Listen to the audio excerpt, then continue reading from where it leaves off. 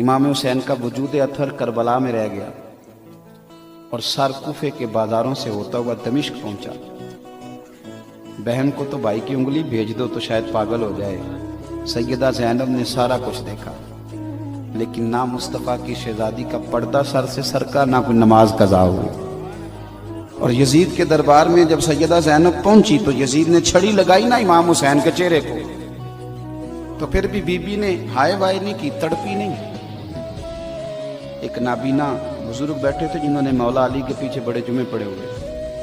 وہ کہتے ہیں سیدہ نا ستون کے پاس با پردہ بیٹھی تھی تو وہاں سے اٹھی۔ ہماری تو بیویاں بات شروع کرتی ہیں تو اتنا روتی ہیں کہ بات کی سمجھ نہیں آتی، پیچھے سے اٹھی، پہلے اللہ کی حمد کی، پھر نانا مصطفیٰ پہ درود پڑا، پھر کہا ان اللہ مع الصابرین، اور پھر فرمانے لگی تو کہہ رہا ہے کہ معاذ اللہ تو جیت گیا ہے، اور حسین بظاہر